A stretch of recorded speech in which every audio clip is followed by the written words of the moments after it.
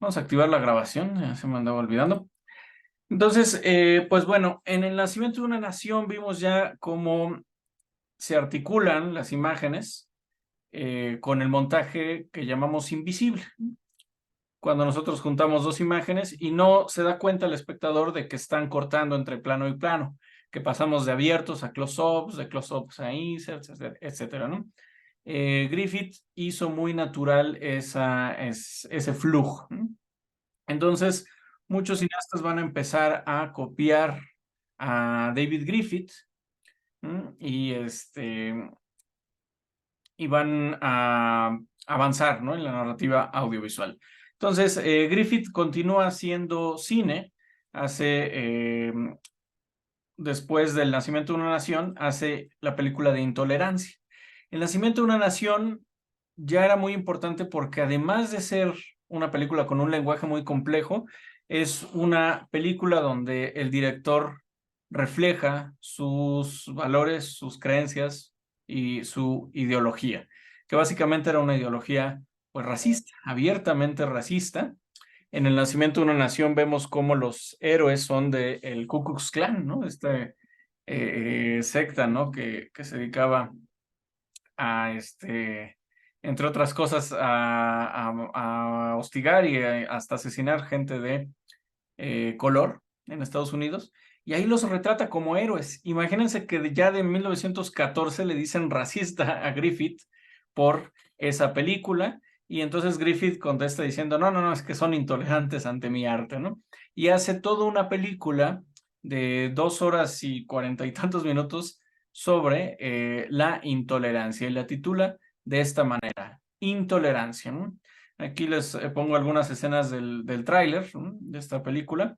Y entonces es una gran epopeya, se gasta muchísimo dinero Griffith en hacer esta película en 1916, ¿no? Apenas un par de años después de haber producido la película El Nacimiento de una Nación, hace Intolerancia, una película que es muy novedosa en el montaje porque nos va contando tres historias en cuatro periodos distintos de la historia, ¿no? La antigua Babilonia, ¿no? La Edad Media, la época de Cristo y la época que para Griffith era la actual, ¿no?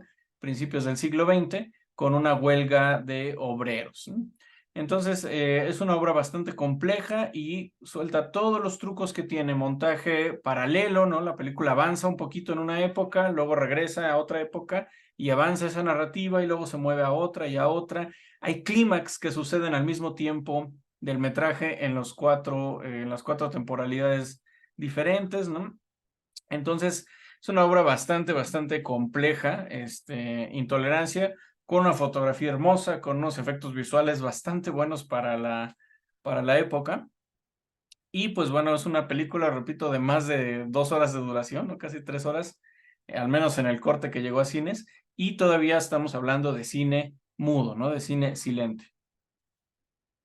Lo que hacían también es teñir los negativos de cierto color para que a la hora de proyectar se vieran sepia, se vieran azul, se vieran rojo y así diferenciar en qué época estamos, ¿no? Entonces ya también tenía ese elemento de narrativa de color, ¿no? Con el color, a pesar de ser una película monocromática, ¿no? En ese sentido. Entonces ahí está algunas escenas, ¿no?, de lo que fue Intolerancia. Y yo siempre digo que ególatra era David W. Griffith. Miren cómo pone su nombre. Griffith, David W. Griffith presenta y abajo DG, que quiere decir David Griffith, ¿no? O sea, 4 veces su nombre en un solo cartón, para que no quede duda de quién producía y quién dirigía esta película, ¿no? Entonces, Intolerancia ya no va a ser tan exitosa comercialmente como su antecesora del Nacimiento de una Nación, pero sí sienta un precedente de cómo va a ser el cine de Hollywood, ¿no? Un cine grande, un cine épico, un cine con una producción gigantesca, ¿no? Hay que recordar que Estados Unidos estaba viviendo una época de bonanza, ¿no? Después de la Guerra Civil estadounidense, la industria empezó a crecer a pasos agigantados y en el siglo XX se empiezan a generar movimientos obreros que provocan una mejora en las condiciones de vida, salarios justos, jornada de 8 horas, vacaciones, esos derechos que hoy a lo mejor se están perdiendo, pero damos un poco por sentado, se empiezan a gestar con estos movimientos. ¿Por qué lo menciono? Porque hay una clase media que empieza a crecer. O sea, la clase media era una cosa muy rara en la historia de la humanidad, ¿no? Casi no existía la clase media. Y en principios del siglo XX, en Estados Unidos, la industria crece, el Producto Interno Bruto crece y la clase media empieza a crecer, ¿no? ¿Qué quiere decir? Que hay gente que vive cómodamente y que tiene sus centavitos para gastar en las películas. Entonces las películas de Hollywood van a empezar a retratar una complacencia tremenda, ¿no? ¿A qué me refiero? A que uno va al cine no a ver dramones, no a ver cosas de la vida cotidiana y el sufrimiento humano, etcétera. La mayor parte de la gente lo que quiere, pues, es una cosa cómoda, ¿no? Un divertimento. Intolerancia en ese sentido era un divertimento por lo enorme que era la película, no tanto por su temática. Poco después, ¿no? En 1924 va a venir esta película que es una superproducción muy recordada en Hollywood, que es El ladrón de Bagdad. El ladrón de Bagdad va a ser una película con unos sets enormes, sin la cuestión narrativa tan compleja que hacía Griffith, en cuanto a temática sobre todo, pero ya va a tener todas las herramientas gramaticales del audiovisual y pintado con un maravilloso oropel hollywoodense. Cuando menciono oropel, me refiero a lo que no es oro, pero brilla como el oro, ¿no? Entonces, Hollywood es mucho así, ¿no? Es la escenografía maravillosa, pero sigue siendo escenografía. Les dejo este tráiler completo con música. Es El ladrón de Bagdad, 1924.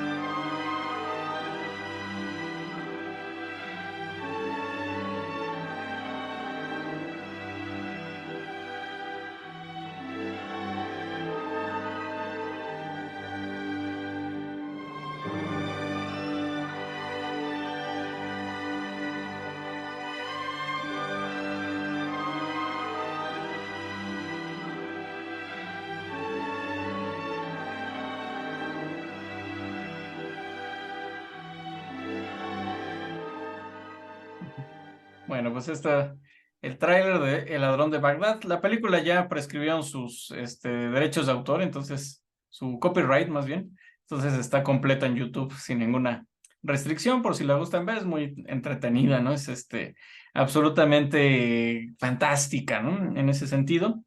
¿Qué me refiero con que es fantástica? Pues que es muy real lo que sucede, hay magia involucrada, fantasía, no es un Bagdad obviamente preciso, ¿no? De manera histórica o antropológica, ¿no? Es absolutamente fantástico, ¿no? Miran estas ciudades tan locas.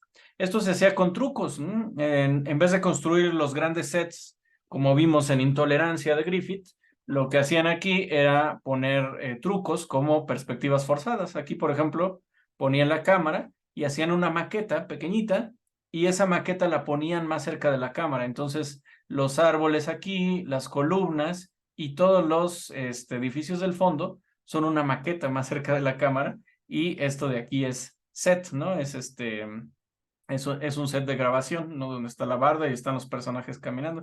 Entonces, con esos trucos se empieza a lograr capturar al público en ese sentido. Se ponen protagonistas, carismáticos, ¿no? Aquí tenemos a Anna May Wong, ¿no? Que fue de las primeras actrices, asiáticas estrellas, ¿no? El protagonista, ¿no? Este ladrón, justamente, que es, pues, aquí como galán, musculoso, carismático, ¿no? Heroico. Entonces, empieza a tener ese saborcito Hollywood que todavía tiene en la actualidad, ¿no? Cosas maravillosas, efectos visuales, estrellas en la pantalla, pues sigue siendo el sabor que Hollywood conserva hoy en día, ¿no? Dicen las escenas de las grandes multitudes, cómo se hacían, como la de casi al final. La mayoría de multitudes sí eran multitudes reales, usualmente en primer plano. En algunas llegaban a usar maquetas, ¿no? Esta es la que mencionan, supongo.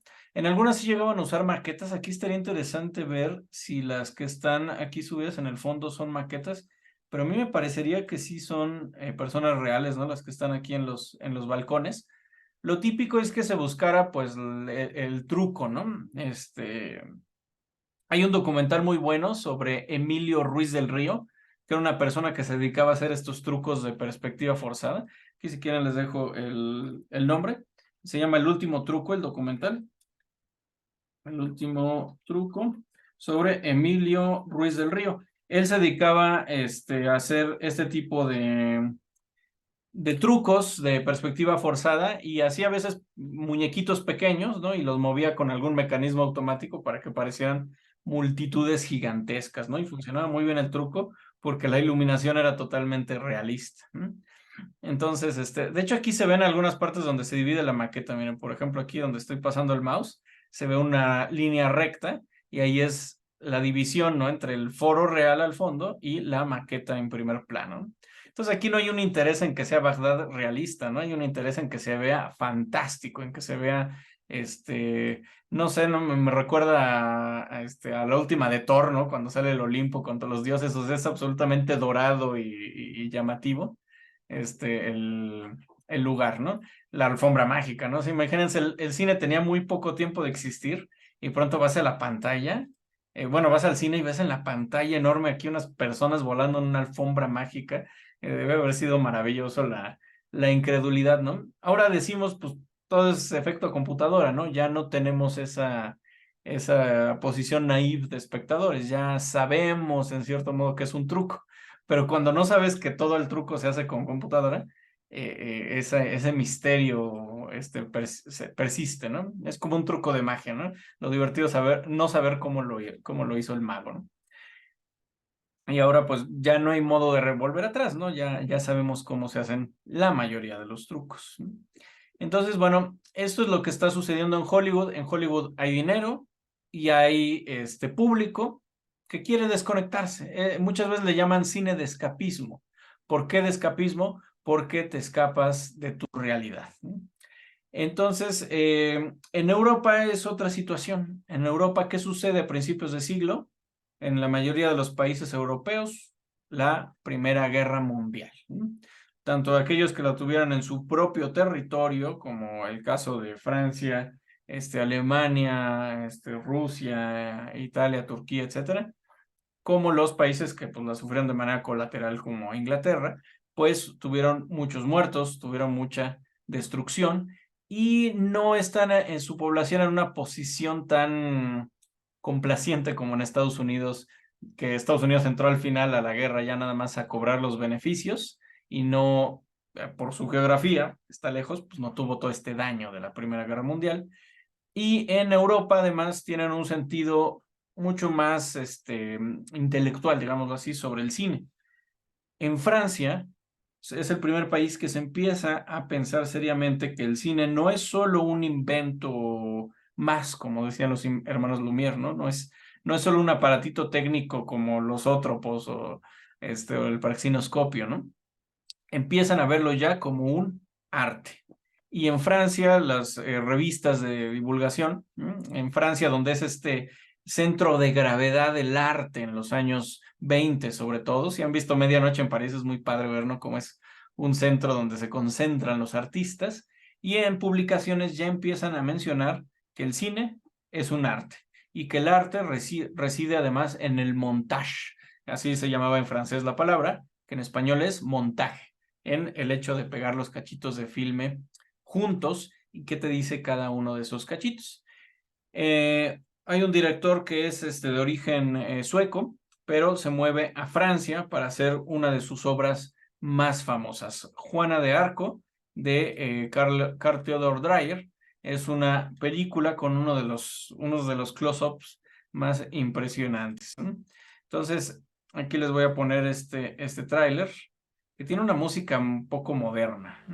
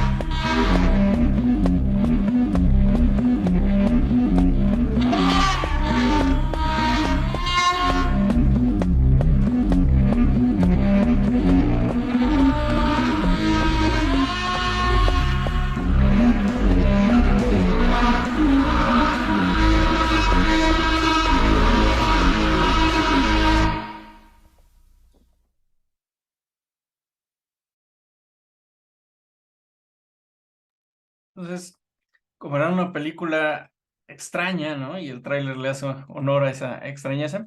Entonces, mientras Hollywood busca la opulencia, lo grande, ¿no? Lo grandilocuente, Dreyer busca otra cosa en el cine y se concentra en Juana de Arco en los close-ups, ¿no?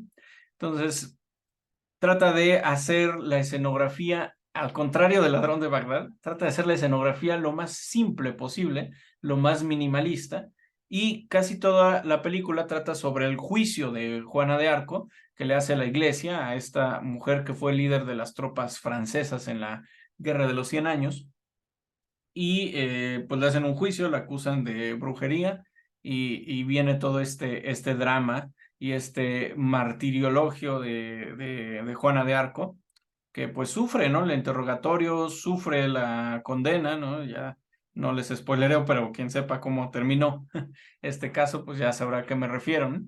Y miren cómo presenta a los prelados de la iglesia, ¿no? Con estos personajes de rostros muy duros, sin maquillaje, con arrugas, etcétera.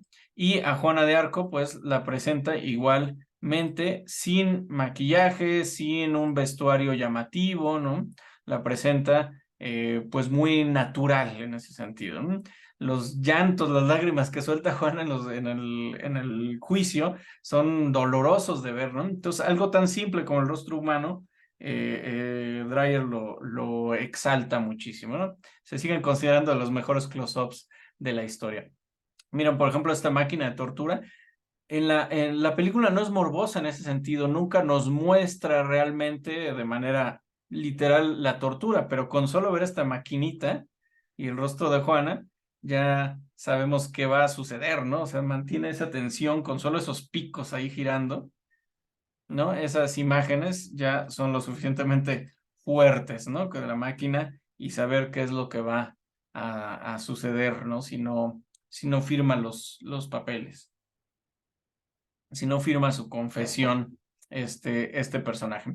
Dreyer se va a dedicar mucho a estos temas sobre la brujería, sobre los juicios de la sociedad, ¿no? Hacia ciertas cosas. Va a ser una de las primeras películas de vampiros, ¿no? Que se llama El Vampiro, precisamente, de las primeras películas sonoras de Europa. Ya se va a mover después a Suecia, ¿no?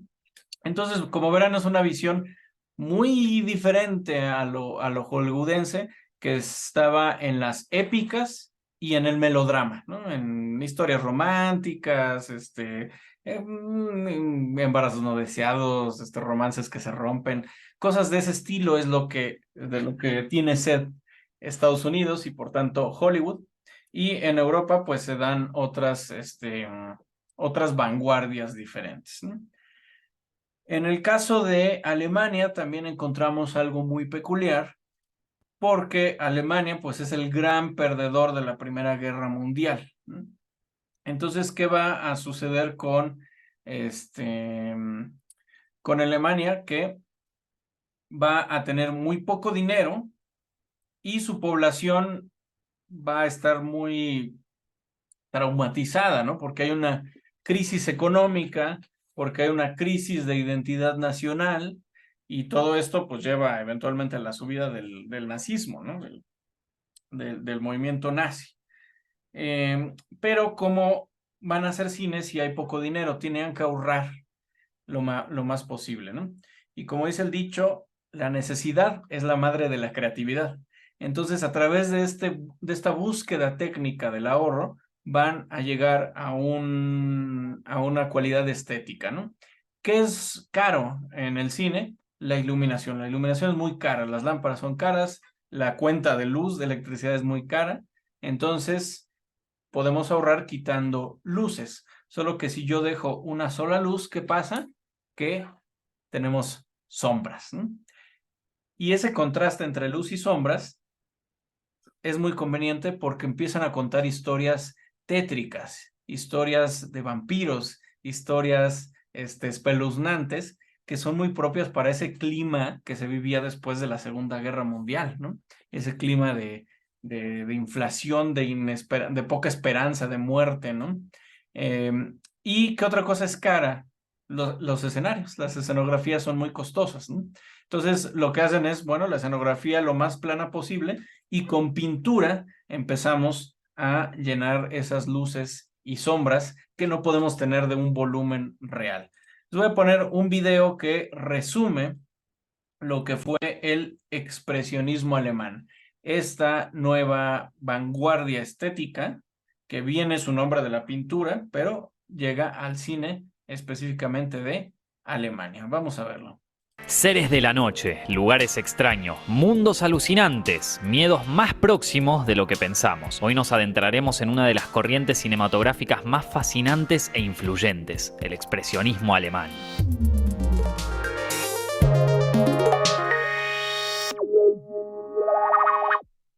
Para empezar, ¿qué entendemos por expresionismo? Se trata de un movimiento cultural nacido en Alemania a principios del siglo XX. Comenzó en el terreno de la pintura, con El Grito de Edvard Munch de 1893 como principal antecedente. Los artistas que adherían a esta vanguardia, como Oskar Kokoschka, se oponían al impresionismo, por entonces muy fuerte en Europa, y abrazaban una visión más subjetiva que le permitiera transmitir la desesperación, la angustia, el miedo y la locura. De ahí que estos trabajos manifiestan una preocupación por el costado más lúgubre de la condición humana. Estos conceptos eran representados en los lienzos mediante formas asimétricas, colores específicos y sombras alargadas que respondían al punto de vista de personajes torturados. En el expresionismo, la subjetividad manda, una corriente que tiene sus raíces dentro de las mismas tierras alemanas por el lado del romanticismo que privilegiaba los sentimientos por sobre la razón. De las artes plásticas, el expresionismo se extendió a la música, la literatura, la arquitectura, la danza y la fotografía. Era cuestión de tiempo para que el cine, ya considerado una nueva forma de arte, también le diera lugar. El expresionismo se gestó en una época dura para Alemania. La Primera Guerra Mundial había dejado al país en un estado calamitoso. El Kaiser Guillermo II abandonó su cargo, dejando paso a la fundación de la hoy denominada República de Weimar, que se extendió desde 1818 y 1933. Fue una época de inestabilidad permanente. La sociedad estaba deprimida y en la incertidumbre debido a las pérdidas en el frente y a los avanzados problemas económicos. El Tratado de Versalles, que puso fin al enfrentamiento entre alemanes y países aliados, incluía el cierre de las exportaciones de la nación derrotada. En medio de ese panorama nefasto, artistas de diferentes áreas y formaciones empezaron a canalizar ese pesimismo en todas sus obras. Por el lado del cine, durante la guerra, llegaban films considerados antialemanes, que fueron prohibidos en las salas. Entonces el gobierno se dispuso a apostar por una producción propia con voces nuevas y que por lo general funcionaron como propagandas. En 1917 nació la Universum Film AG, mejor conocida con las siglas UFA. Las primeras producciones de UFA consistían en films históricos y comedias. Ahí sobresalió Ernst Lubitsch, que al poco tiempo emigró a Hollywood. Aunque aquellas películas daban resultados, UFA buscó algo más. Los productores veían que las cinematografías de Suecia y Dinamarca apostaban por producciones cuidadas, prestigiosas, inspiradas en leyendas antiguas y optaron por hacer algo parecido. Entonces le dieron oportunidades a una nueva camada de cineastas volcados a la corriente expresionista. Pero el cine expresionista en Alemania contaba con antecedentes. El Estudiante de Praga de 1913 presenta al personaje de título lidiando con su doble perverso. Un año más tarde, El Golem adaptaba la leyenda hebrea del gigante construido de barro para defender al pueblo judío. Ambas películas fueron codirigidas por Paul Wegener y marcaron la naciente preocupación de los cineastas locales por hacer películas que rompieran con las propuestas naturalistas y se zambulleran en elementos fantásticos. Es así como apareció el primer director afincado en el expresionismo alemán, Robert Wiene. Nacido en 1873, Wiene era hijo de un actor y pronto siguió sus pasos en el teatro. No tardó en llegar al cine delante y detrás de cámara. Su sólida experiencia teatral convenció al productor Erich Pommer en encargarle un proyecto intrigante, El gabinete del Dr. Caligari.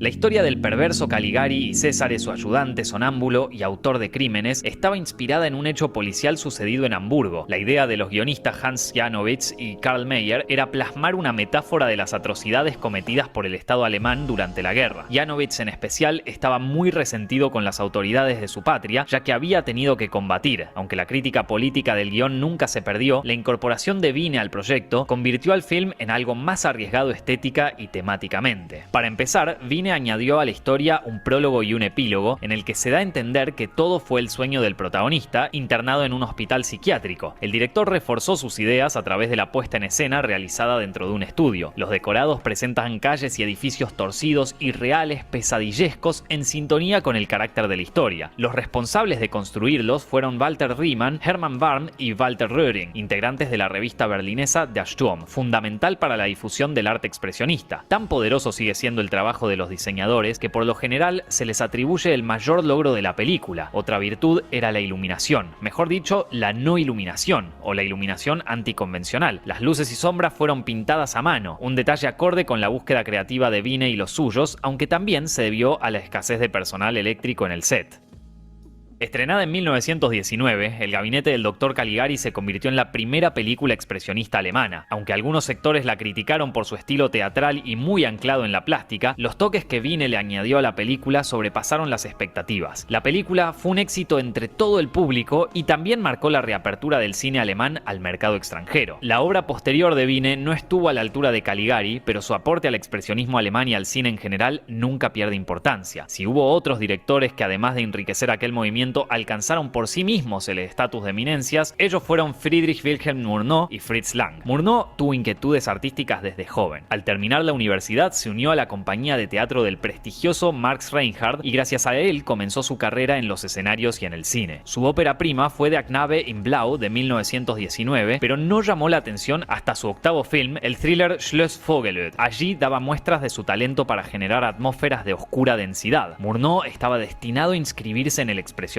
Al igual que Hans Janowitz, había servido en el ejército alemán, donde se desempeñó como piloto de aviones y pudo exorcizar su desencanto en los largometrajes que dirigía, más precisamente en su siguiente película, Nosferatu, una sinfonía de horror. Producida por Prana Films, una compañía pensada para hacer películas con temática sobrenatural, Nosferatu era una adaptación de la novela Drácula de Bram Stoker, pero la intervención de la viuda del autor obligó a los realizadores a modificar los nombres de los personajes. De este modo, el vampiro principal ahora se llamó llamó El Conde Orlok. El fuerte de Nosferatu es el trabajo de Murnau detrás de cámara, un trabajo que, si bien inscribe en la tradición expresionista, consigue liberarse de determinadas ataduras estéticas y hace su propio camino. Los interiores fueron rodados en los estudios Jofa, en Berlín, pero a diferencia de Caligari, el resto se filmó en locaciones reales de Eslovaquia y en ciudades costeras del mar Báltico. Estos lugares resultaron perfectos para el clima onírico que pretendía el director. Además del ojo de Murnau, el otro punto crucial de Nosferatu es el personaje del título, interpretado por Max Schreck. Este actor venía de una amplia trayectoria teatral y hasta fue colega del director en la compañía de Reinhardt. Sin embargo, como se sabía tan poco de su vida privada y casi todos los films en los que participó están perdidos, nació el mito de que Max Schreck era un vampiro verdadero y que Murnau le pagó para que en la escena final mordiera a la protagonista. ¿Era tan fundado el nacimiento de este mito? Bueno, por lo pronto Schreck en alemán quiere decir miedo. Y sí, aunque no se escriba exactamente igual, el nombre del ogro de las películas animadas viene de esta misma palabra. Al estrenarse en 1922, Nosferatu fue un éxito. Esto no impidió que llovieran más juicios por parte de la viuda de Bram Stoker y como consecuencia, Prana se disolvió y la mayoría de las copias fueron destruidas. Por fortuna, algunas pudieron ser rescatadas y pronto se consolidó como un clásico del expresionismo alemán y del cine a secas. La carrera de Murnau no se estancó en Nosferatu, siguió plasmando su enfoque expresionista en Phantom y sobre todo en Fausto. Basada en el drama de Goethe, presentaba el pacto del protagonista con Mefisto, un ser demoníaco. Aquí, el director despliega su maestría para las escenografías, la fotografía y los efectos especiales que contribuyen a la creación de momentos únicos, como cuando Mefisto parece envolver la ciudad con sus enormes alas. El otro nombre poderoso que se destacó dentro del expresionismo alemán fue Fritz Lang. Oriundo de Viena, Lang se formó como arquitecto, aunque terminó inclinándose por su verdadera pasión, la pintura. Vivió durante mucho tiempo en Francia y durante la Primera Guerra Mundial se enlistó para combatir por el Imperio Austrohúngaro. Fue herido en combate, pero dentro del hospital militar conoció al director Joe May, que le dio sus primeras oportunidades en el cine. Empezó a dirigir en 1919, pero recién 2 años más tarde, con The Amour de Todd, se sumergió en las aguas pantanosas del expresionismo. Allí narra la historia de una pareja que debe lidiar con la mismísima muerte, una película que tocaba de cerca a Lang, ya que su primera esposa se había suicidado. En Dr. Möbius der Spieler y en Los Nibelungos, Lang demostró su madurez y su capacidad para trabajar con grandes escenografías y plasmar escenas dramáticas, cualidades que convencieron a los productores de la UFA para financiar su producción más ambiciosa, Metrópolis. Esta epopeya futurista cuenta la lucha entre los obreros de una megalópolis y los poderosos que dominan los recursos, con una historia de amor en el medio, al estilo de Romeo y Julieta. Como en otros casos, esta película sobresale por su enorme potencia visual. En Metrópolis, Lang explora el territorio expresionista desde la arquitectura, con sus construcciones monumentales y el trabajo con las luces y las sombras. El ambiente opresivo del mundo subterráneo proviene de las máquinas y de los obreros, igual de fríos y maquinales. En cuanto a la ciudad, el director la modeló en base a un viaje a Nueva York, donde quedó impactado por los edificios y los contrastes con el resto de la geografía. Desde su estreno en 1927, Metrópolis representa el punto más alto del cine expresionista y es un referente para la ciencia ficción venidera, inspirando a obras como la saga de Star Wars, Blade Runner y El Quinto Elemento. La carrera de Lang siguió su curso más lejos del expresionismo, pero sin abandonarlo del todo. El mejor ejemplo es M. el vampiro de 1931. Inspirada en los crímenes de Peter Kürten, apodado el vampiro de Düsseldorf, la película tiene a Peter Lorre como un asesino de chicos. Además de los cineastas ya mencionados y consagrados, también hubo otros exponentes del expresionismo alemán. Wegener, pionero del movimiento, codirigió otra versión de El Golem estrenada en 1920. Paul Leni pasó de ser un escenógrafo a director de films. Das Faxfigurenkabinett, por ejemplo, es acerca de un museo de cera en el que cobran vida el sultán Harún al-Rashid, Iván el Terrible y Jack el Destripador. Para fines de los años 20 ya no se hacían más películas expresionistas, pero los principales artífices de este movimiento continuaron sus carreras. Al igual que Lubitsch en su momento, un buen número de técnicos y actores cruzaron el Atlántico para trabajar en Hollywood. Friedrich Murnau dirigió Amanecer en 1927, una de sus obras maestras. Lang tuvo una prolífica carrera y si bien no volvió a tener un control férreo sobre sus creaciones, pudo mostrar su destreza con la cámara y las luces en películas como La mujer del cuadro y Los sobornados. Conrad Veidt, el sonámbulo del gabinete del Dr. Caligari, participó en film del calibre de Casablanca, pero donde más se sintió el toque expresionista fue en el cine de terror. A comienzos de los años 30 y en plena Gran Depresión, la productora Universal decidió apostar por películas con monstruos basadas en novelas exitosas y en leyendas de tierras lejanas. Carl Freud, director de fotografía de Murnau y de Lang, cumplió esa tarea para el Drácula de Todd Browning. Después, Freud tuvo la oportunidad de dirigir La momia con Boris Karloff como el vendado personaje, y unos años antes de sus compatriotas, también bajo el ala de Universal, Paul Leni realizó El gato y el canario y El hombre que ríe. Esa sonrisa seguro les recuerda un personaje macabro, ¿verdad? Pues sí, ese plan horrible fue lo que engendró a uno de los villanos más icónicos de los cómics, el Joker. Pero volviendo al expresionismo, la mayoría de estos cineastas emigraron a Hollywood en la década del 30, en gran parte para escapar de un nuevo horror que se estaba gestando en Alemania, el nazismo. De hecho, Fritz Lang había sido tentado por Joseph Goebbels,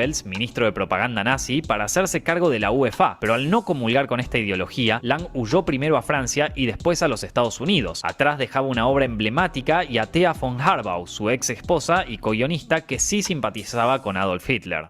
Pese a durar pocos años, el expresionismo alemán tuvo una importancia decisiva. Surgió en una nación devastada y se desarrolló gracias al talento y la iniciativa de un grupo de cineastas marcados por la guerra y el enojo. Las tinieblas de la pantalla no hacían más que reflejar las que corroían sus corazones y el mundo se rindió ante esta nueva manera de ver el cine. La potencia del expresionismo alemán se extiende hasta nuestros días, principalmente por el lado de la iluminación en el policial y en el género del terror. Un cineasta que se nutre constantemente de esta estética es Tim Burton. Desde el corto Vincent hasta sus largometrajes más recientes, predominan diseños extravagantes y personajes de otros mundos. Tomemos el caso del joven Manos de Tijera. Edward, el personaje del título, y el laboratorio de su creador remiten a la mujer robot y al laboratorio de Metrópolis. Además, las imponentes escenografías de Batman también nos recuerdan a las producciones de Fritz Lang. Y hay un dato curioso, en algún momento hasta se rumoreó que Burton quería hacer una remake del Gabinete del Dr. Caligari, film por el que siente un cariño muy especial. Nosferatu, el personaje más icónico del expresionismo, fue revisitado más de una vez. Werner Herzog estrenó en 1979 una remake de la película de Murnau, Nosferatu el vampiro, con Klaus Kinski como el villano principal. En 2000 salió La sombra del vampiro, que recrea el rodaje del film de 1922 y la leyenda de vampirismo auténtico. Willem Dafoe encarna a Max Schreck, mientras que John Malkovich le da vida a Murnau. A su vez, el look del conde Orlok, digno de un roedor, inspiró al monstruo de la miniserie La hora del vampiro, dirigida por Toby Hooper y basada en la novela de Stephen King. Y bueno, también está la escena de Bob Esponja, ¿no? ¿Se la acuerdan? Y ya que estamos, volviendo a Tim Burton, el personaje interpretado por Christopher Walken en Batman Regresa justamente se llama Max Schreck. Todos estos casos representan la vigencia de un movimiento cinematográfico tan tenebroso como inolvidable. Estos videos están hechos con el apoyo de nuestros Bueno, pues un resumen queridos suscriptores muy conciso, muy express, ¿no? De lo que fue este movimiento del expresionismo alemán. Este movimiento plástico, estético, que convivía con la literatura y la pintura, la escultura, ¿no? En esos tiempos del siglo XX donde las vanguardias artísticas se desarrollaban, ¿no? En Alemania en particular, pues sucede mucho la cuestión nacionalista y la cuestión fascista, ¿no? En la cuestión fascista, y en específico los nazis, tenían una visión sobre el arte en el que el arte tenía que ser natural, ¿no? Que tenía que replicar la realidad. Como las esculturas griegas superrealistas, el cine tenía que ser realista, no formalista, ¿no? Una gran teoría sobre el formalismo y el realismo en el cine viene de Alemania y es una muy buena base teórica, pero el escritor de esa teoría lo dijo para hacer hincapié en que todas las películas tenían que ser realistas, que el buen arte era realista. Entonces se dejó de lado esta cuestión más expresionista con la llegada de los nazis al poder, ¿no? En algún punto justamente le dicen a Fritz Lang, él en una entrevista cuenta que un amigo le llama por teléfono, le dice, oye, ya me dijeron que Hitler, que ya era canciller en ese momento, que Hitler quiere que seas el cineasta del régimen. Le gustan tus películas y quiere que seas el cineasta del régimen. Dijo, ah, sí, bueno, muy bien. Colgó el teléfono, inmediatamente fue por su pasaporte, lo que pudo meter en una maleta y tomó un avión directo a Francia, fuera del país, ¿no?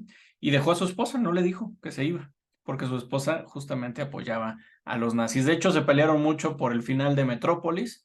Metrópolis tiene un final que critica mucho los movimientos de masas, los muestra como desorganizados y tal. Pues era un tiempo donde las ideas del comunismo, del socialismo, se peleaban con las ideas del capitalismo y de los nacionalismos fascistas, ¿no? Estaban ahí encontrados y pues la población no sabía para dónde irse, ¿no?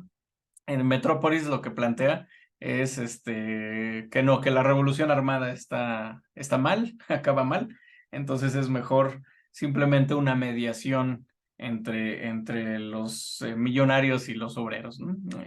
Y se pelearon por el final de esa película, porque fue co-guionista la esposa de Fritz Lang, ¿no? Entonces, Fritz Lang se va a Estados Unidos, ahí lo menosprecian bastante en Hollywood, lo ponen a dirigir cine de serie B, pero ahí encuentra un huequito dirigiendo algunas películas con corte de lo que hoy llamamos cine negro, ¿no? Las policíacas, los barrios bajos, los lugares oscuros, ¿no? Que no es ese Hollywood brillante, es ese Hollywood oscuro de los policías y las fan fatales, ¿no?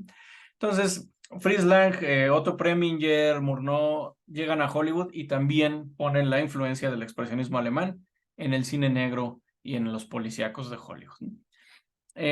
Yo les voy a dejar, de una vez les adelanto, de tarea en el aula virtual. Ya les dejé programada una tarea para que vean un documental, ¿no? Subí un documental que se llama Un viaje personal con Martin Scorsese por la historia del cine americano. Y ahí nos va a hablar desde el cine mudo, algunas épicas de Hollywood y lo que él llama los contrabandistas, ¿no? Los que ponen ideas que eran prohibidas por la censura gracias a que estaban en películas de bajo presupuesto. Entonces van a ver el documental y después van a contestar un cuestionario donde vendrán preguntas sobre lo que hemos visto en clase y sobre lo que está en ese documental. Son preguntas muy facilitas y pueden repetir las veces que quieran el cuestionario hasta que saquen 10, ¿no? Entonces, checan ese cuestionario, estará vigente hasta el día miércoles 20 de septiembre, ¿no? Hasta ese día tienen para contestar el cuestionario. Entonces, el documental dura 1 hora y cachito, así que dense un tiempo para ver el documental. Y bueno, vamos nosotros a continuar. Entonces, de Estados Unidos no hablaré tanto del cine mudo en esa época, porque en el documental de Scorsese hablan mucho de ello. Vamos a ver qué está sucediendo en otros países. En la Unión, bueno, en lo que era Rusia, pues ocurre una revolución armada, una revolución pues que es para destronar al zar, y una segunda revolución en el mes de octubre del 1917 que ya es de carácter comunista, ¿no? Con ideas comunistas, marxistas, leninistas, ¿no? Ocurre esa revolución y tenemos un pueblo que es mayormente campesino, que no tiene una clase media, una gran clase media, ¿no? Tenemos un pueblo que es iletrado en su mayoría, no es un pueblo que no tiene educación formal. ¿Y qué es lo que va a suceder? Déjenme les pongo algunas imágenes. Esta es justamente una película rusa que se llama Octubre, ¿no? Que habla de esa particular revolución, ¿no?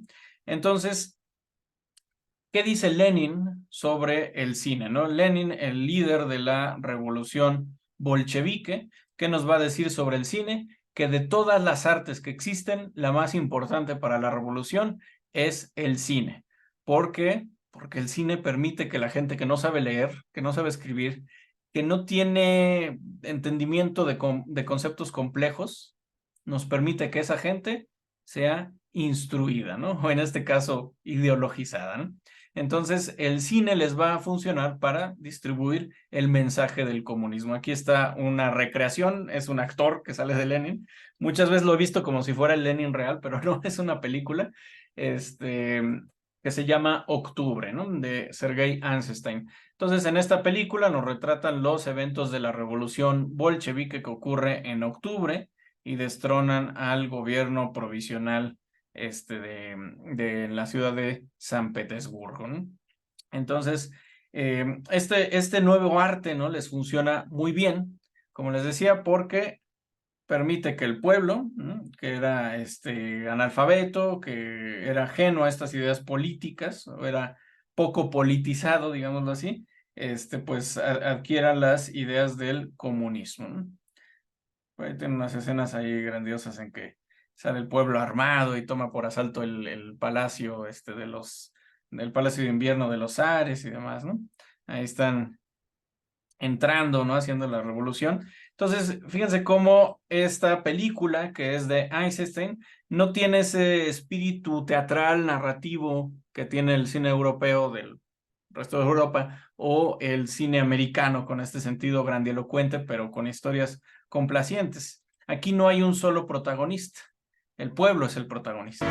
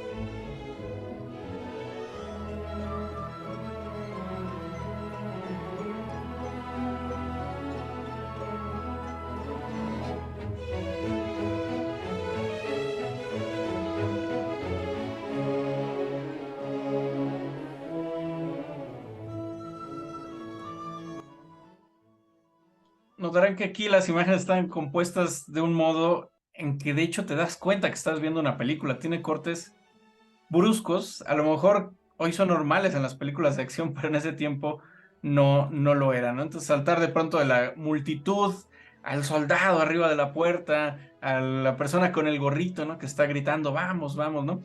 O sea, la gente en el cine saltaba, ¿no? De emoción al ver estas imágenes. Pero esto no surgió de la nada, surgió de fundamentos teóricos muy particulares, ¿no? Entonces, vamos a entender al cine soviético. Entonces, vamos a ver que en la Unión Soviética, pues toman las ideas del marxismo, que eran ideas económicas, pero también ideas filosóficas, y había un punto fundamental, la dialéctica. La dialéctica es una vertiente filosófica que plantea que toda la realidad se puede entender a través del choque de fuerzas contrarias. Por ejemplo, en el análisis histórico, ¿no? Habían los españoles y habían los de la Nueva España y se pelearon entre ellos porque tenían distintas ideas y de ahí sale un resultado, México, ¿no? Había en México liberales y había conservadores, se enfrentaron entre ellos y sale una nueva república, ¿no? Entonces, la idea dialéctica es siempre tenemos dos ideas contrarias, la tesis, su antítesis, y al momento de chocar forman una síntesis, ¿no? Entonces, mucho de la realidad se puede entender con la propuesta dialéctica. Por ejemplo, yo tengo mucha hambre, pero no tengo tiempo para comer. Entonces, resultado, me compro una Maruchan en vez de comer bien, ¿no? Entonces, hay dos fuerzas contrarias y de ahí surge un resultado, ¿no? Entonces, no sé, me gusta fulanita, pero fulanita tiene novio, entonces me echo para atrás, ¿no? No me arriesgo. O sea, hay una fuerza, luego su contraria, y hay un resultado siempre. Cuando hablábamos del lenguaje, les decía que las palabras son conceptos. Si yo digo la palabra perro y yo digo la palabra negro, podemos pensar los conceptos por separado. Yo digo la palabra perro, piensan en su concepto de perro. Yo digo la palabra negro, piensan en su concepto del color negro. Pero si yo las junto, tenemos el mismo efecto. Dos postulados y una síntesis. perro negro. Ya no piensan por separado perro y negro, piensan en un perro de color negro. Yo agrego otra palabra, un verbo, corre. El perro negro corre, ya es una sola imagen, ya no son tres conceptos aislados por sí mismo. Y los rusos, los soviéticos, dijeron, como el cine es tan importante, hay que poner una escuela de cine. Y en esa escuela de cine tomaron las enseñanzas dialécticas y la aplicaron a la imagen. Hubo un teórico que venía del teatro llamado Lev Kuleshov. Lev Kuleshov va a plantear que se puede aplicar la dialéctica a las imágenes. Mejor que yo para explicarlo está un director genial que es Alfred Hitchcock. En un programa de televisión lo entrevistan y dice tal cual lo que planteó el teórico ruso Lev Kuleshov. Obviamente no le da el crédito, no le da el crédito correspondiente, pero es esto lo que descubrió Kuleshov. No importa tanto la imagen sola, importa con cuál imagen la juntas. Vamos a ver lo que dice Hitchcock. Pure cinematics, the assembly of film, and how it can be changed to create a different idea. Now we have a close-up. Let me show what he sees. Let's assume he saw a woman holding a baby in her arms. Now we cut back to his reaction to what he sees, and he smiles. Now what is he as a character? He's a kindly man. He's sympathetic. Now, let's take the middle piece of film away, the woman with the child, but leave his two pieces of film as they were.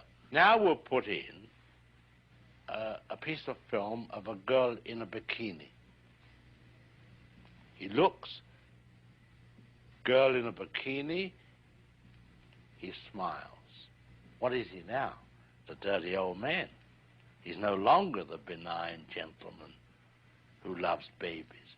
That's the difference. That's what film can do for you. Bueno, entonces, esto que dice aquí Hitchcock es lo mismo que planteó Lev Kuleshov. No importa la imagen, aquí solamente le podrías decir al actor, tú sonríe ante la cámara, pero ¿por qué estoy...? No, tú sonríe. Filmar al actor sonriendo y después poner al lado lo que fuera, un plato de sopa, un coche último modelo, una casa incendiándose, y si la juntamos con esta sonrisa, el espectador va a decir, está sonriendo por lo que acaba de ver. Está sonriendo porque incendió la casa. Está sonriendo porque ya tiene su sopita y va a comer, ¿no? No importa tanto la imagen por sí misma. Kuleshov lo que dice es, lo importante es el ensamble. El ensamble de la película es lo que nos va a dar la mayor, la mayor lectura de la imagen. Entonces, uno de sus alumnos, ¿no?, de Kuleshov, le toma la palabra y empieza a experimentar con esto, ¿no? Este personaje fue Sergei Eisenstein, ¿no? Ahorita lo pongo aquí en el chat, que es precisamente quien dirigió esa película de Octubre, de la cual puse un fragmento hace un momento, ¿no?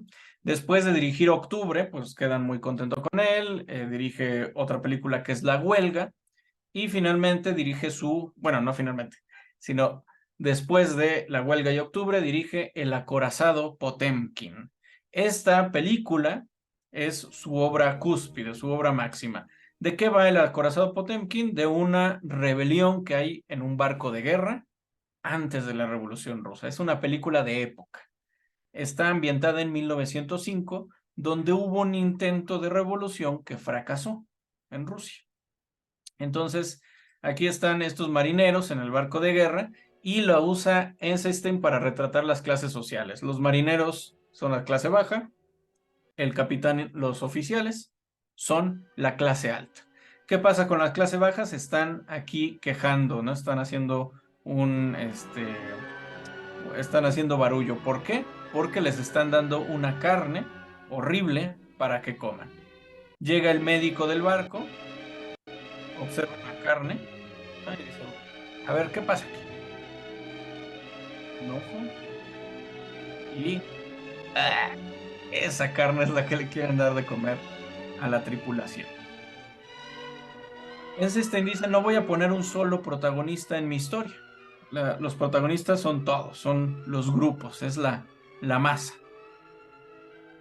Aún así, pues hace estos personajes del capitán, del doctor, ¿no? Y les dice el doctor, la carne está bien, no hay discusión. Ese es el capitán del barco.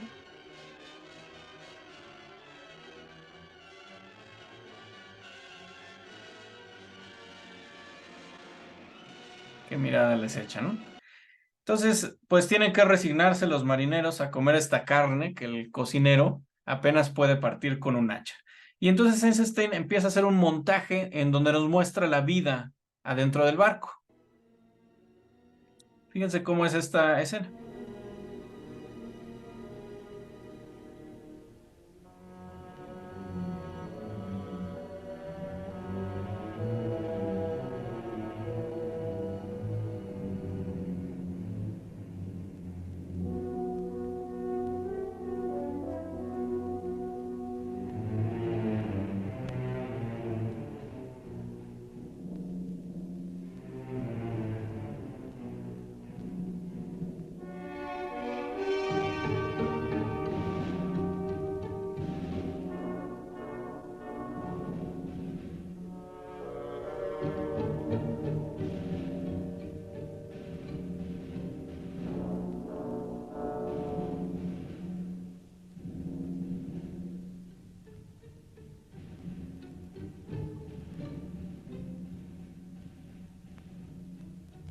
Entonces, Einstein empieza a tener este gran talento para poder ir de una imagen a otra, yo diría, sin miedo, ¿no?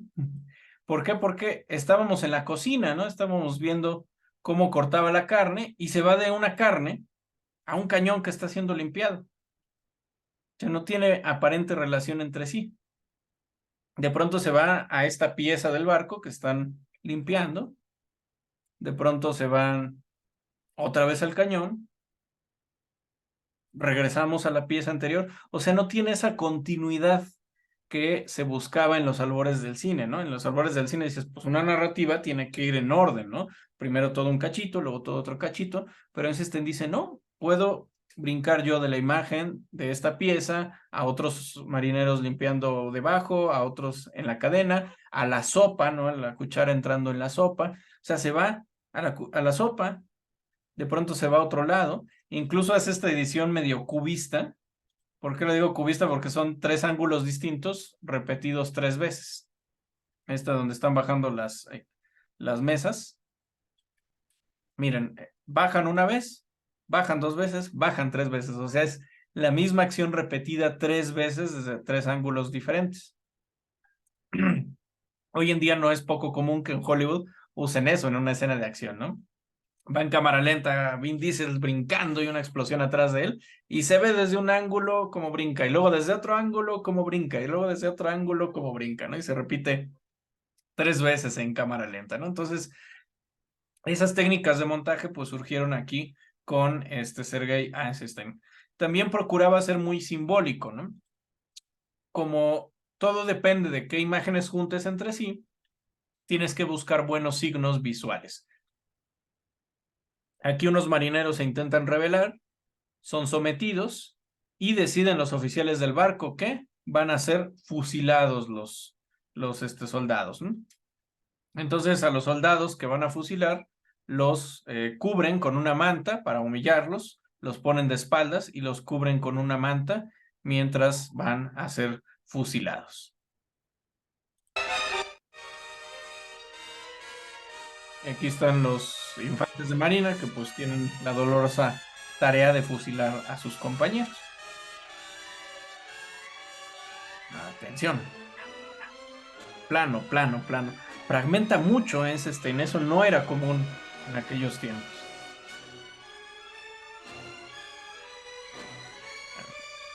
Vamos a adelantar tantito. El barquito. Ahí está el cura del barco. Entonces el cura es también como un protector de la clase alta.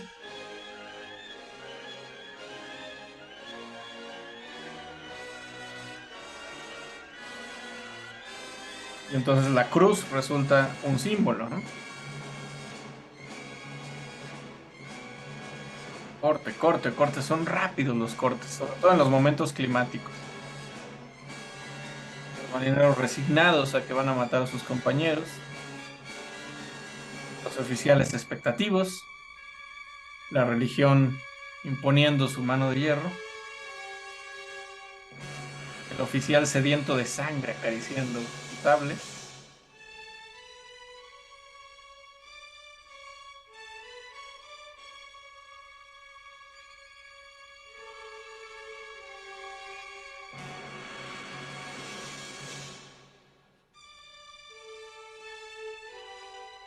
El águila zarista, la trompeta. O sea, es muy simbólico. Todos los planos que hay ahí no están por accidente, pero tienen algo que decir al montarlo con todo esto. Es un fusilamiento que es injusto, imagen del águila zarista. ¿Qué quiere decir? Que el zarismo es injusto. Imagen de un fusilamiento injusto, la cruz. ¿Qué quiere decir? Que la religión o la iglesia está siendo injusta. Y ahí ya grita, hermanos, ¿a quién le están disparando? Los rifles los tienen al revés, ¿no? O sea, le tienen que disparar a sus superiores, no a sus hermanos.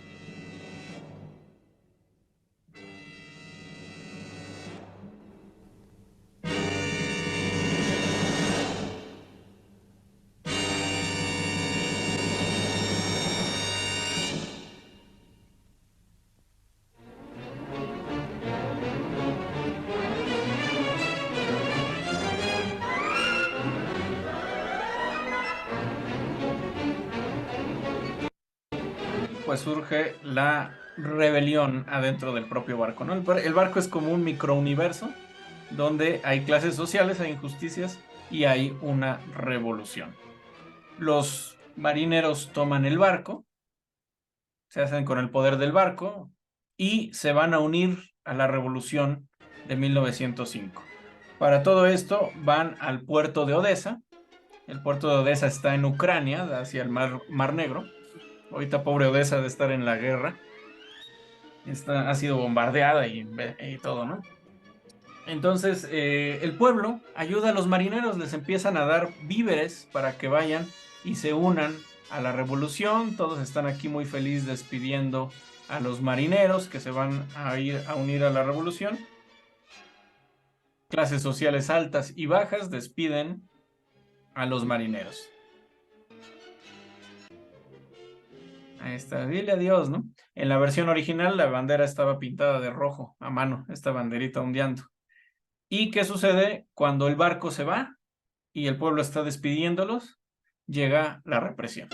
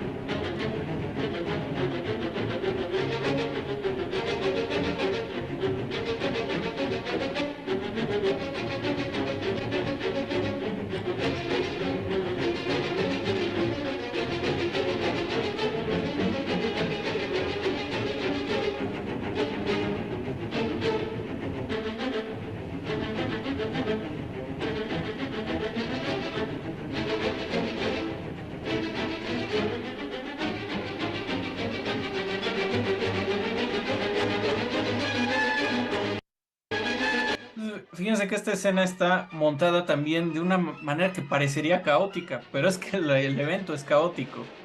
Planos de personas escondiéndose, planos de gente corriendo, planos de los soldados avanzando, plano de una persona siendo aplastada, etc. Entonces le decían en el momento, en esa escena es que todo está revuelto, y dice, no, no todo está revuelto, todo es signo, ¿no? Cada imagen es signo y yo las estoy juntando todas. Aquí hieren a una madre, ¿no? De clase alta, podremos decir, por su ropa. Le dan un balazo. ¿Y qué pasa con esta madre? Que se desmaya y ella misma empuja la carriola.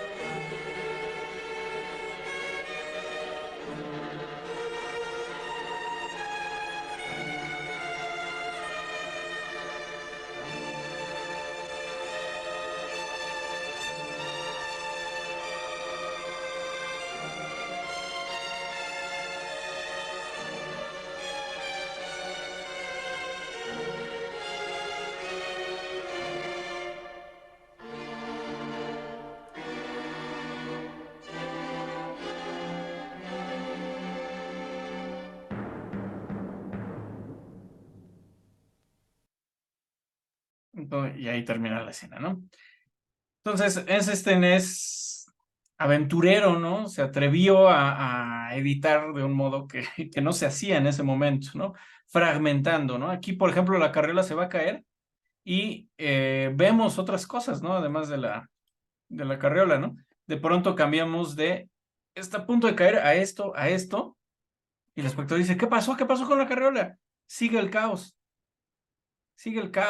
y regresamos y vemos que en efecto se cayó, ¿no? Entonces, oye, yo después de ver esto, cada vez que veo una carriola cerca de las escaleras me da un vértigo tremendo, ¿no?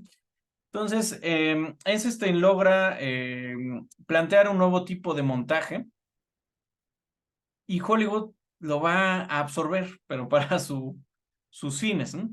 Hollywood lo va a absorber, no hace más falta que ver una película de hoy en día, sobre todo una de acción, y veremos cómo está fragmentado, ¿no? Llega una escena de acción y hay corte, corte, corte, ¿no?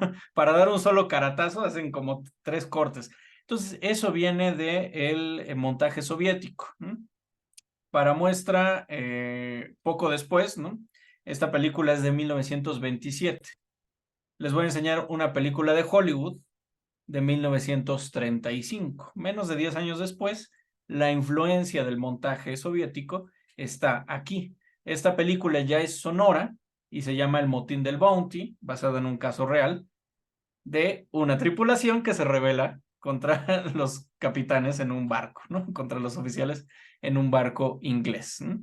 Casualmente muy similar la temática, y vean cómo es la escena en que parte el barco hacia su destino. Starboard watch secure for sea.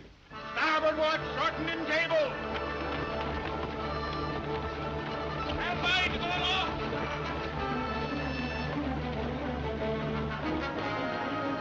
In captain's gig, Mr. Christian. Both watches hoist. Stogie, hoist away. The topsails well off. Winds offshore. Even Mr. Dawson, winds offshore. You'll take the missiles, Mr. Barham.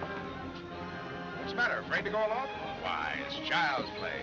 That man they flogged was dead. Get aloft, bear ahead. Mr. Morrison, stop those men. Goodbye, very well. Goodbye, very well. Security or Navy will never forget when boys were seen with mine. Child's play. Anchors away, sir. Let fall. Down to the lock. Time to down. Adjust with the clock. Last man down. Please, sir.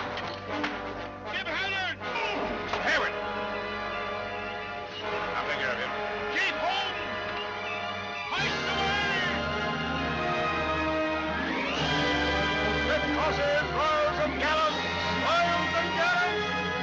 Albert Racer, away with the wind. Get ready for sea, sir. Give out the helm. Lead helm, sir. Steady. Ready, sir.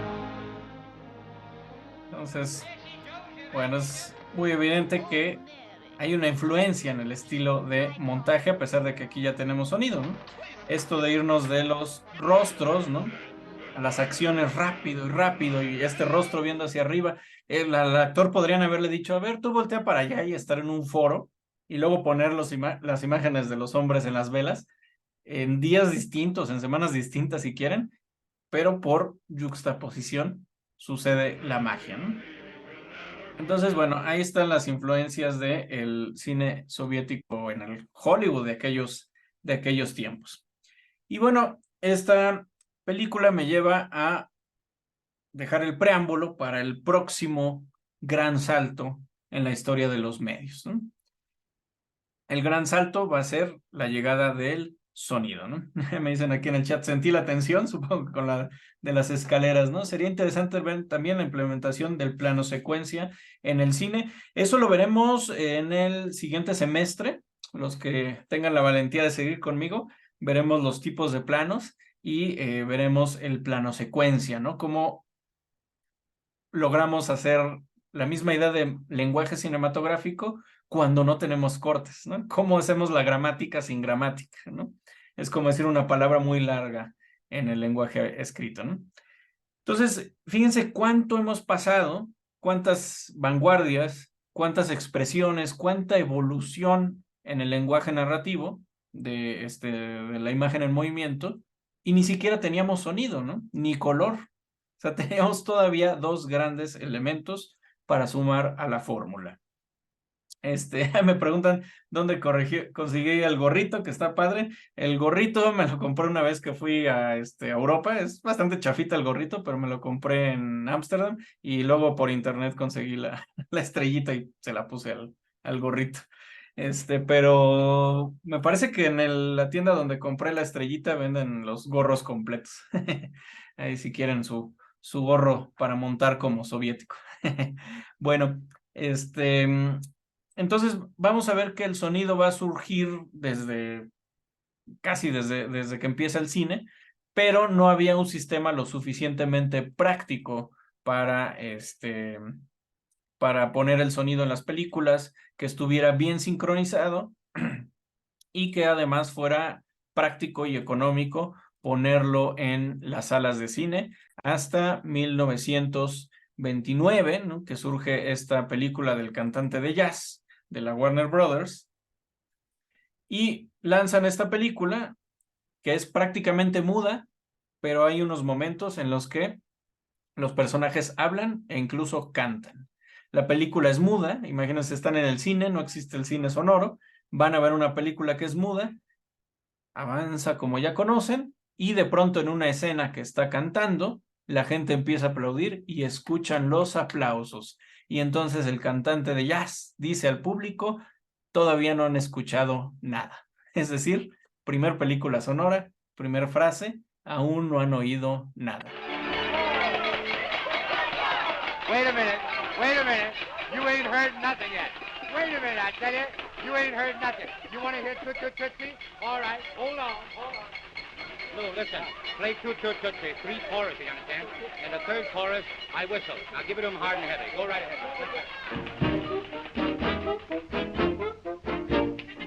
Toot Toot Tootsie. Goodbye. Toot Toot Tootsie. Don't cry. The little choo-choo train. That takes me... Este personaje, Al Johnson, el personaje en la vida real, ya era un cantante famoso. Entonces Hollywood pues hace esta película como un experimento, es decir, pues si a la gente le gusta la música popular, como era la de Al Johnson, y le gusta el cine, qué mejor que mezclarlos. Y muchas de las primeras películas sonoras son musicales. Y algunos dicen, no, eso es una vulgaridad, es horrible, ¿no? ¿Cómo le vamos a estar poniendo sonido? Pues si el cine es un arte de la imagen, ¿no? Es una imagen, es un arte puramente contenido en la imagen. ¿Cómo lo vamos a corrientar con el sonido? Además al público ni le va a gustar, ¿no? Un poco como las películas 3D hoy en día, ¿no? O las 4D, que uno dice, pues no todas las películas van a ser así, es una modita en algunas salas y va a pasar de moda eventualmente, pero sorpresa, no pasa de moda, se vuelve la norma. Hay una manita alzada, adelante, Edgar. Sí, perdón, ¿en qué año dijo que era que se había hecho esta película? El cantante de jazz me parece que es de 1929. A ver, déjame comprobar porque no les vaya a estar diciendo una mentirota. Sí, 27, perdón, 27, 1927 es el cantante de jazz. Tiene unos pocos fragmentos y a partir de ahí todos los estudios tratan de seguirle la pista y hacer películas sonoras. En ese tiempo las llamaban talkies, talkies las películas sonoras. Aquí en México, por ejemplo, la primer película sonora fue Santa. Y es de hecho bastante buena película. Déjenme ver por aquí la tenía abierta. Entonces, en México llega el avance técnico ya en tiempo breve y pues México es un país con mucha cultura musical y mucha cultura literaria. Entonces, y ya había una industria cinematográfica significativa en México. Entonces, la primera película en 1931, que va a tener sonido sincronizado, en un sistema además hecho en México, copiado del Vitaphone, del sistema Vitaphone de la Warner, pero lo hizo un ingeniero de audio mexicano, es Santa, ¿no? Entonces, Santa va a estar basado en una novela de Federico Gamboa y trata, como muchas novelas dramáticas, trata de una mujer caída en desgracia que se mete en el mundo del sexo servicio por necesidad y teniendo un buen corazón enamora a un personaje que es un pianista ciego. Aquí está la actriz Lupita Tovar en la primera película sonora en México. Ya ve usted cómo son, buenas chicas, hasta Elvira. Siempre que no haya clientes y estemos solos como ahora, a gusto. ¿Verdad, Hipo? Santita, si viera usted lo feliz que me siento cuando usted viene hasta aquí, cuando no hay clientes y yo no tengo que tocar, ni usted, Santita, que bailar. Hipo, qué bueno es usted. Desde que llegué aquí me pareció encontrar en usted a un buen amigo. Y ahora que estoy triste. ¿Está triste? ¿Por qué, Santita? Entonces, bueno, aquí es una escena absolutamente literal, ¿no? Entonces, uno de los problemas que, literal me refiero a que todo es diálogo, ¿no? Uno de los problemas del cine sonoro es que va a empezar a depender mucho del diálogo y mucha de la cultura meramente visual que había ganado va a disminuir, ¿no? Va a ralentizarse y muchas películas se van a resolver solo con música y sonido. Santa es una buena película, no creo que esté resuelta solo así, pero hay algunas escenas que tienen esa cualidad, ¿no? Pero bueno, aquí ya tenemos lo llamativo del cine sonoro, que es la música. Entonces aquí tenemos al pianista tocando. En la eterna noche de mi desconsuelo,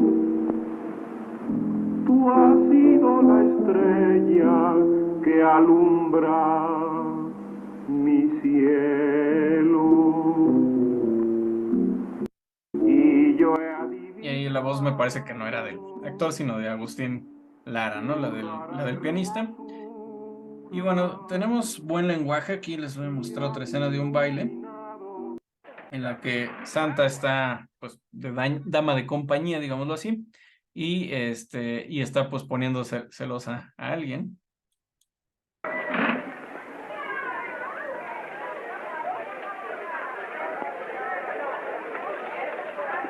Santa, quiero que me enseñes a bailar danzón.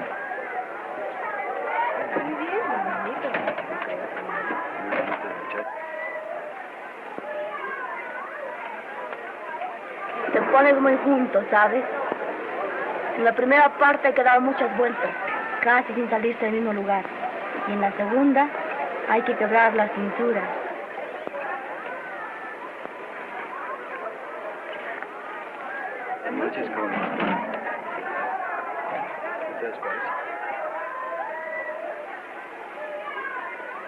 Que nos toquen un danzón, yo pago.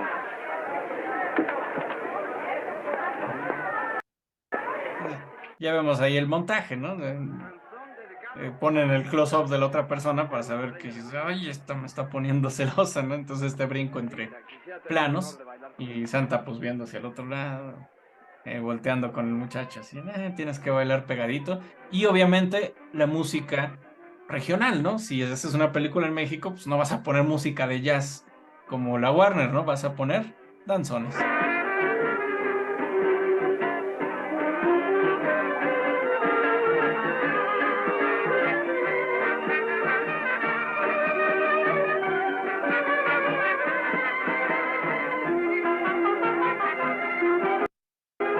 Nos puede parecer un poco raro que las películas musicales, porque ya no están de moda, definitivamente, son muy pocas excepciones, pero en ese tiempo era muy lógico pensar que si el cine ahora era sonoro, pues había que llenarlo con música, con números musicales. El cine mexicano, de lo que se le llama época de oro, pues va a tener la música por doquier, ¿no? Era una conclusión muy lógica, muy inmediata del cine sonoro, ¿no? Meter canciones. Y pues ya por último les enseño otra de las primeras, ¿no?, películas mexicanas que tenían sonido, que es la película de Dos monjes. Esta película de 1934 va a tomar influencia de un lugar insospechado, del expresionismo alemán. Entonces es una película absolutamente formalista. Se trata de un convento donde dos monjes se pelean y uno intenta asesinar al otro. Los detienen y el líder aquí de este convento pues les pregunta por qué, ¿no? ¿Por qué iba a suceder ese crimen? Y cada uno por separado cuenta su versión de la historia. Ellos se conocían desde antes y había un triángulo amoroso. Y entonces lo maravilloso es que el flashback de cada uno de ellos, de lo que sucedió antes de ser monjes, es diferente. Tienen las ropas intercambiadas y en uno es el villano uno de los dos y en el otro el villano es la otra persona, ¿no? Entonces cada uno tiene su versión de lo que sucedió. Miren, ahí incluso ponen el plano holandés, ¿no? Con la cámara inclinada, etcétera. Y bueno, después del crimen comienza el flashback. El primer flashback, qué es lo que sucedió antes de este intento de asesinato. Y miren cómo se va la cámara para darnos la idea del flashback.